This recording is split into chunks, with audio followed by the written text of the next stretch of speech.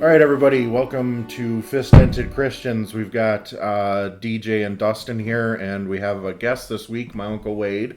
So welcome to you. Thanks. Glad to be here. All right. So this is, we were talking a little bit beforehand. This is our fourth guest now. So we're trying to get guests on and expand the Fist-Dented Christians family.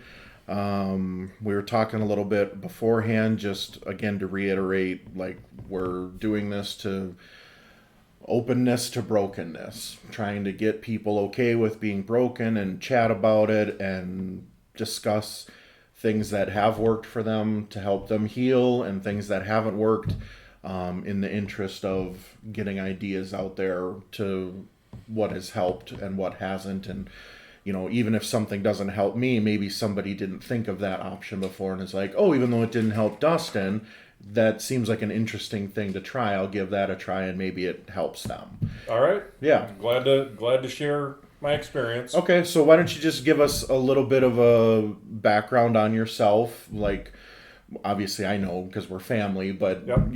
Just for anybody that listens that doesn't know you, a little bit of a background. All right. I'm Wade. I'm an addict and an alcoholic. We'll get that part out of the way right up front. And I'm in my early 50s now.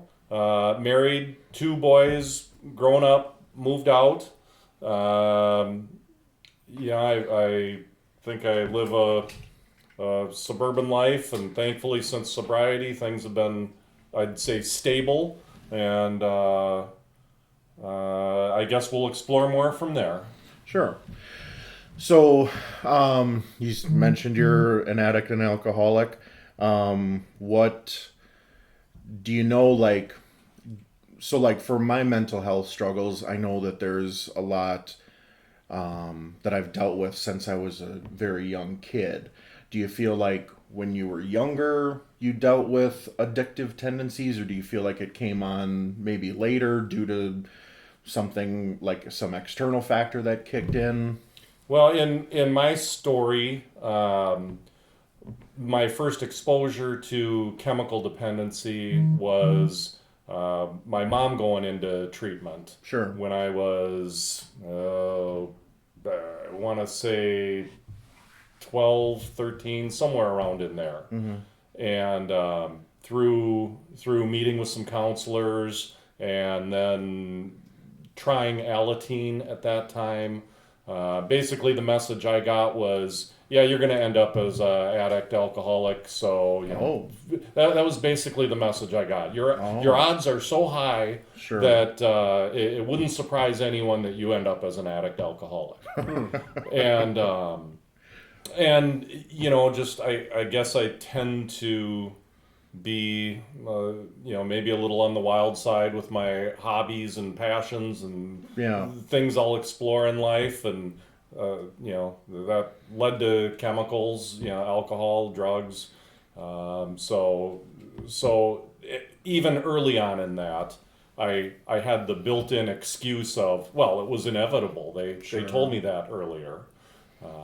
So that was my early exposure to all of it. Okay. And then did you have some people, I don't necessarily ascribe to this, and I've heard conflicting reports about like hitting rock bottom. Did you have a rock bottom moment, or did you have a series of moments that you were like, okay, time to clean up? Mine was a kind of a long process. Okay. And we'll start when I was in my late teens. Okay. And I asked for some help from a counselor because of suicidal thoughts. Okay. And went and saw that counselor. Maybe the second time I met with him, and after telling him probably a quarter of the truth of what my consumption levels really were, his suggestion was, well, why don't you lay off the drinking and the drugs and see if things get better for you. Sure. And so what I learned then was I didn't need to see that guy anymore. Sure. So that was in my late teens, and then fast forward through my 20s, and getting married and having a couple kids, and me just making promises to myself in the morning when I got out of bed. Today's going to be different. Sure. And by the end of the day, saying, yeah, shit wasn't any different today. And that all culminated in me turning 30, and I one of my blessings is I had stable employment and family and housing, and it wasn't, it was typical, I think, 20-year-old struggles of paycheck to paycheck, but we were handled. Sure. But had my 30th birthday, and within a week of that had the moment of clarity that, okay, I'm 30, I'm still doing the same shit I was doing when I was 20. Nothing's gotten any better, and I hate, I'd have moments all along that trail of hating being controlled by something else, being controlled by the substances. Sure. And just wanting to, and trying on my own to break that and not being able to. And it was just that cycle over and over, that just got me to the point of, I need to ask for help. Sure. Yeah, I think I know, like, talking with my parents, my mom in particular, that she feels a lot of guilt because I dealt with things at such a young age and they didn't get me the help I needed. But I think I've told her before, I'm like, the problem is nobody talked about that 20 or 30 years ago. It just wasn't. I mean, I still think there's a long way to go in talking about mental health issues, but it's certainly better than it was. So I think for you, like that counselor, it's like, well, it's unfortunate that you grew up in a time where the counselor was like, just try this, and you're just like, oh, okay, Okay. well, sure. How about if I try something else? Right. So I think it's commendable that you reached out to get help, and I think it's commendable that you recognized that it was something outside of your control and needed that help. And I think that's a big thing for anybody struggling is, don't be afraid to ask for help. Don't be afraid to say something outside of my control is damaging my life and I need help with it. Yeah. I'll also throw in there that another one of my blessings is I've always felt God's presence in my life. Okay. A higher power. And, I never hesitated to say prayers, asking for things, asking for favors, asking to get out of situations, which I've later learned isn't quite the prayers that actually do work for me, but we can get to that later. So I always I didn't have any struggles with believing there was something outside myself. Okay. Now I definitely had grandiose thoughts and did feature myself as the center of the universe in many of my delusions. Sure. But at the same time, it was never out of the question for me that there was something outside of me and therefore, if something else was outside of me, well, drugs, alcohol, they could be controlling me from the outside also. Sure. Yeah, I think that kind of fits. We were talking last week about operating within your faith system, and everybody, whatever your belief system is, whether you're Christian, Muslim, Jewish, atheist, you have to find some sort of faith or belief system that allows you to operate in the world and contribute positively and keep your head above water and not get into some existential crisis about nothing matters, because that's a dark road to go down. Yeah. And I'm certainly not going to say to anyone else that this is sure to happen to them, but when I started paying attention to events that were going on around me and started actually early in sobriety. Someone else had suggested keep a notebook and just jot down a single line of things that are coincidences that happened to Okay. you on a dated, in your daily life Yeah. that really probably don't seem like they could statistically be possible, Sure. and just keep track of those kind of things. Yeah. And after a month, 2 months, looking back at the number of times that happens, just for me, it affirmed that there is something greater than me working in my life. Sure. Yeah, that's very cool. I think it's something that we talk about all the time, and I think yeah, I think it's just important to have that faith system or belief system, and it's certainly something that it's weird. Like the deeper I go with my faith, the more I'm okay with people having other faith. Like obviously, I'm following Christianity, so I think it's the right way, but I think like the more, it's that old adage, the more you learn, the more you realize you don't know. And so I think it's just something that, look, yeah, I'm a Christian and I believe in God and Jesus, but if you believe in something else and it's working for you, then who am I to say, no, that's wrong, completely blow that up and whatever. So I think it is something that, like, yeah, I just want people to be as healthy as possible, and life's going to give you enough things to worry about. Don't create other problems for yourself. Yeah, yeah. So, In my journey of sobriety, at no point in it has anyone told me the only way this works is if you are this specific faith okay. or this specific religion. Okay. And for me, it's a journey, and just because I'm not at a certain point on it doesn't mean I won't be at some point in the future of whatever I see other people's faith being. Yeah. And again, nowhere along my journey has anyone told me you have to do something, you have to believe in something other than a power greater than yourself. And it doesn't matter what you call it, it doesn't matter what you visualize it as. Sure. It just in my experience, and what worked for me was knowing I'm not it. Sure. Yeah. We you speaking of coincidences. Yeah. So, I do a lot of work and counseling in my job, in my profession, and the one pattern of behavior with the human condition that I think is resonant for everybody is we are separated from our Creator when we are born, right? Right. And so a lot of us think that, we're talking about our recovery, right?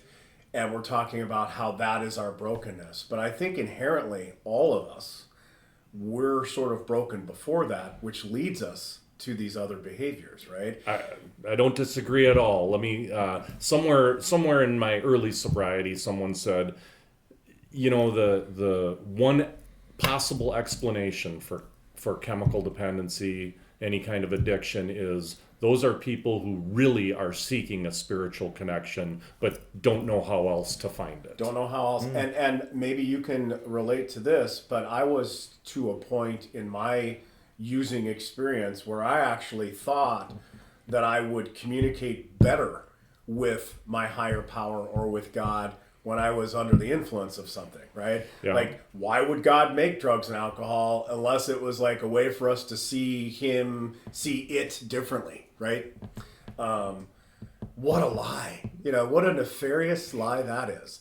And it's just this cycle that gets worse and worse. But deep down, what we all want, is to feel connected and to be loved unconditionally.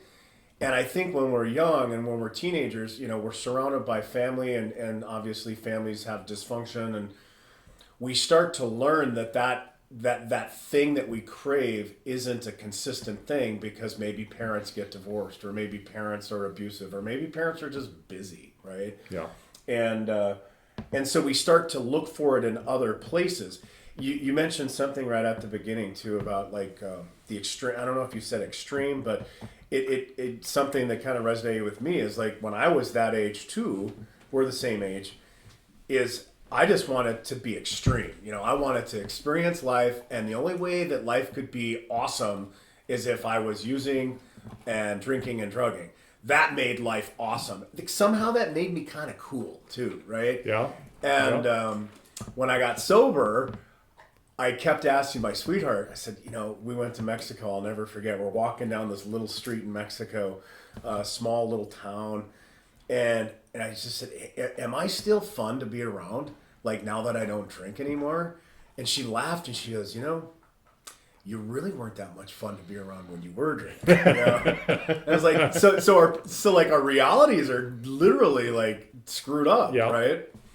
So I think it's interesting that the brokenness, you know, you're talking about, it's essentially a first step here, but like the brokenness has kind of happened for Wade before he ever took that first drink. Yeah. Yeah. No disagreement. And No for, disagreement. for you too. Yeah. And I'll add on to your comments also. I had very, very similar experience. I actually was in inpatient treatment and had the thought of, is anything going to be fun anymore? Yes. Because I equated being high with the fun portion of going go-karting or doing whatever we were doing, going water skiing, going whatever. I associated the fun part of that was the being high part. And it didn't take long in sobriety to sort out that, you know what, if I thought it was fun before, it's still fun. It's still a passion of mine, and it wasn't the chemicals that were making it. Can I ask what your drug or what your choice? Drug of choice was marijuana. Okay.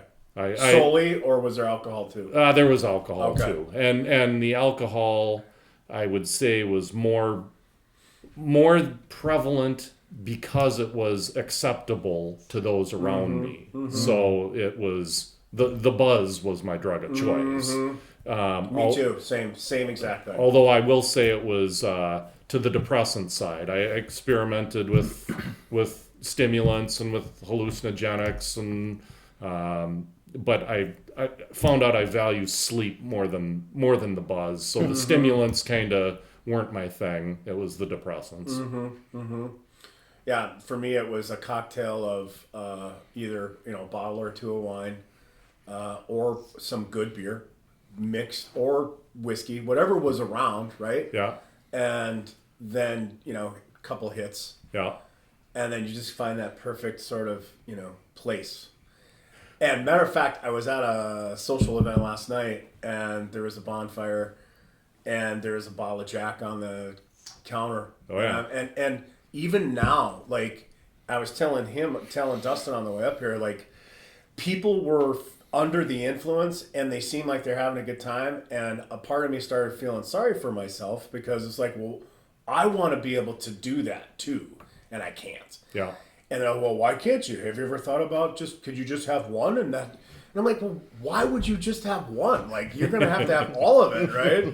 And so that's how I know, I'm still there, and I probably likely always will be there, because I look at it and it's like, why would I just have one of those? Like, I want to have all of that. Yeah. So. Yeah, I can't.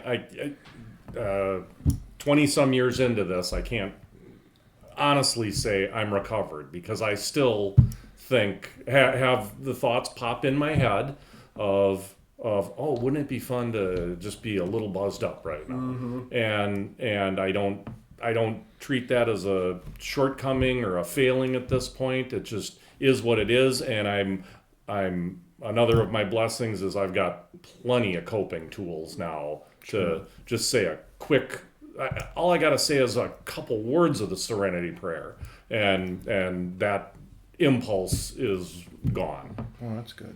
So we admitted we were powerless over marijuana, and our lives had become unmanageable. So was that? Did your life was becoming unmanageable, or were you just not getting anything done? Or? I hated the life I was living. I was living a double life. I had imagination all the time that I was gonna die, and it was gonna be discovered that I was living this double life of hiding the addict from the people I love, and that to me is unmanageable. Truly. Yeah, we become really good manipulative liars, and kind of keeping our things from the people that we love. Wade, I used to have a beer in every room of the house. So it's Friday night, and I'd have a beer on the counter in the kitchen when I was married, and then I would have a beer in the garage, and then I would have a beer in the guest room.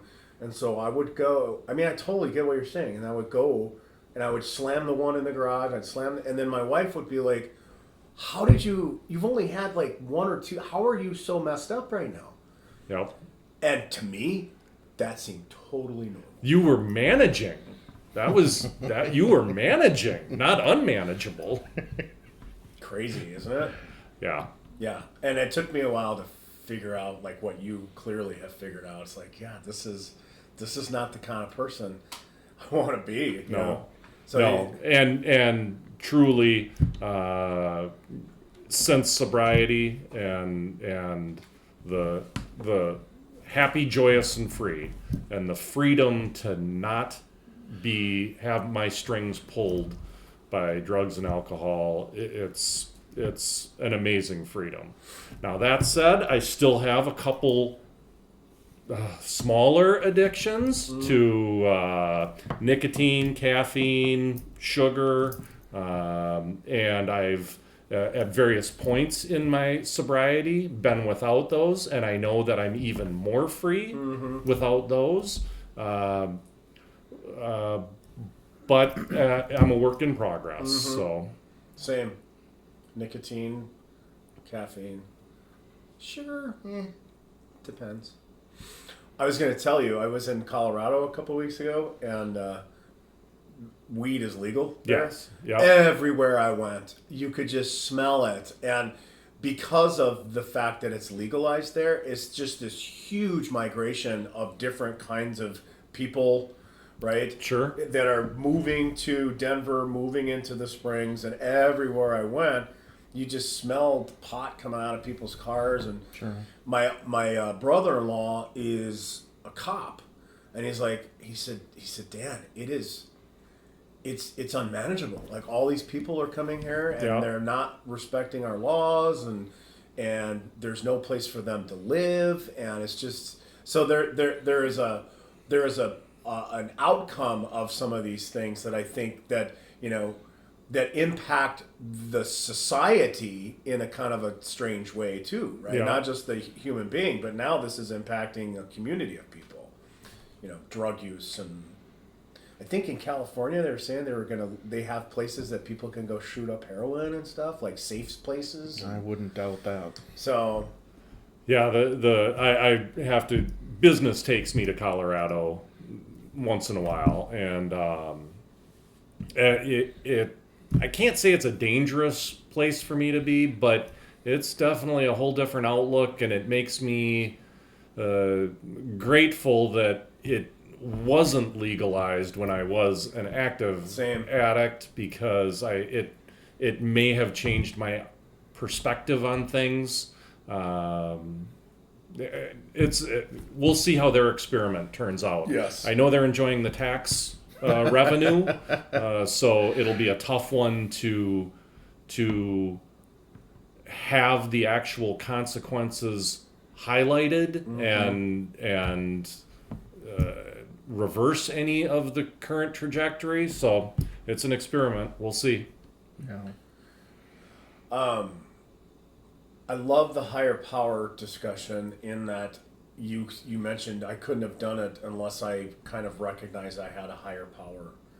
And It truly is. And I think the comment from C.S. Lewis last week was, let your faith go beyond reason and never against it. Greg Boyd. Greg Boyd, Yes. sorry. Yep. Let your faith go beyond reason and never against it. And Yep. I think that is sort of the bedrock of sobriety, is just this faith in a higher power that today I'm going to make the next right choice. Yeah. And as a result, I'm going to experience this perfect, simple-hearted contentment.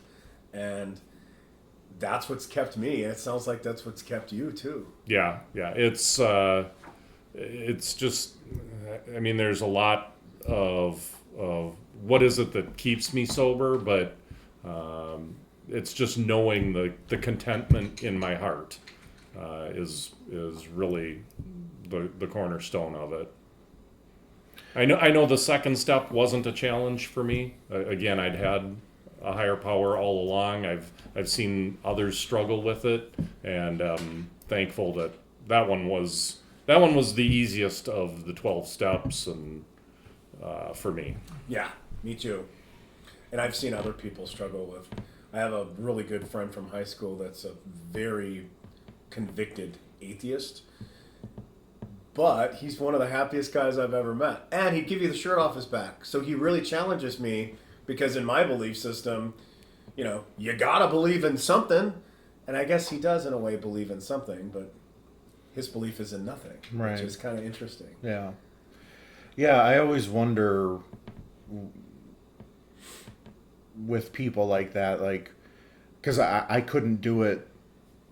What's his moral compass? Yeah. Like, what's the point of doing anything beyond selfish gain? Right. And I think it's interesting, and this is going to get like kind of like philosophical, but everybody in America has been raised with a society that is focused on Judeo-Christian values. So atheists say, well, you don't need a God to be morally right or do the right thing, but it's like, you're saying that with the influence of thousands of years of this set of basic rules and principles in life. How would the experiment be different if you tried to be morally upright 3,000 years ago and you didn't believe in anything? Like, it seems obvious to do the right thing now, because we've built a society that doing the right thing reaps positive rewards. And if you didn't have thousands of years of this experiment teaching you that doing the right thing leads to better gains, would you still do the right thing?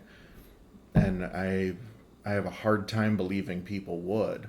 Yeah. What again? What's your moral compass at that point? Why haven't you killed your neighbor in a dispute about where the fence is? Right. Why aren't you polygamous? Why what's guiding you? Right. Tell me what's guiding you. Yeah. Why not embezzle money? Right. Yeah. Right. And we've talked about this before, but in terms of universal law, as it applies to the polarity of everything, right? So there's hot, there's cold, there's up, there's down, there's good, there's evil.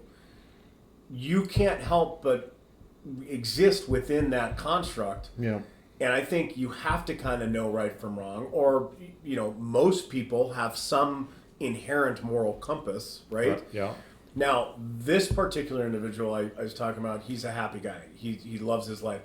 But, and I didn't say this because you mentioned moral compass, his God is his stuff, right? He lives in a huge mansion. Okay. He's got, a Land Rover and an Audi A6, and he's got the trophy wife, and he's got the pool and the hot tub. But that's his like things that I can touch and smell and feel, and that's what's real to me. And so there's always something missing for him. And so we try to, I try to like talk to him about, nature and how, and he'll go there with me, but he will not go with the Judeo-Christian or any of, anything in terms of outside myself. Sure. He was the one that I was texting you about, kind of the universe and the, Yep. yeah. Yep. Yeah, I think I know for me, like I've been on this kick the last few nights trying to deal with my own struggles because I'm kind of at that point where I'm tired of outside things controlling me. And I've been on this kick the last few nights of, I think every guy or most guys have this fantasy of being like a conquering warrior. Like, I'm going to defend my house or I'm going to defend my family and all that.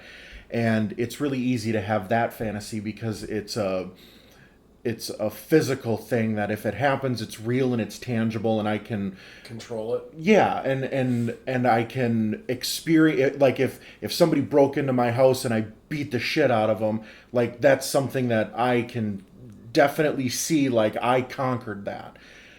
But I think that there's, for people that struggle with any sort of mental health issue, you can be that person conquering your demons. And it doesn't seem as real because you can't physically see it, but I think it's really important, and I've tried to change my attitude of, I'm not trying to be so concerned about being this conquering warrior that is going to have a mansion and have a trophy wife and do all these things. My struggle is internal, and to fulfill that conquering warrior fantasy, I need to conquer my sexual sin and my gluttony and my anger and all that other stuff. And learning to reframe it so it's not just a physical fight that I'm in and conquering, that it's a mental fight that I won't see the physical results of, but I'll still have that ability to tap into that male desire to conquer and be a warrior. Just all yeah, that. you're a warrior. Just it's redirected to different things. Right. Yeah. Yeah. That's deep. Yeah. Yeah. I think Because I do believe we genetically, what genes have survived over the course of human evolution. Yep. And That's it's what you say. the successful conquerors. The successful warriors are the genes that have survived early on in our Yes. evolution, and by early on I mean up through about 1900. Yep. You know, it's the warriors Exactly what you are said. the genetics that got passed along. Yep.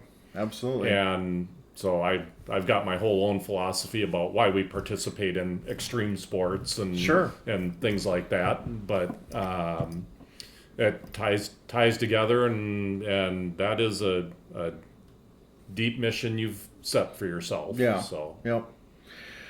All right, guys. Well, I think we'll stop there. I started my timer a little late, so we're actually at 33 minutes instead of 30 minutes. So, thank you very much, Wade, for being on. Hopefully, it wasn't too daunting. you're welcome. Thanks for the thought and the opportunity. Yeah, and if you'd like to be on again, we'd love to have you on again for sure. And I felt like it was a good conversation, and we're always glad to have people on. So, All right. Yep. I hope it helps one person out there. Yep. And that's all that matters. yep, absolutely. So, all right, guys. Well, until next time, we'll talk to you later. Hope you have a good day and go out and be your own warrior.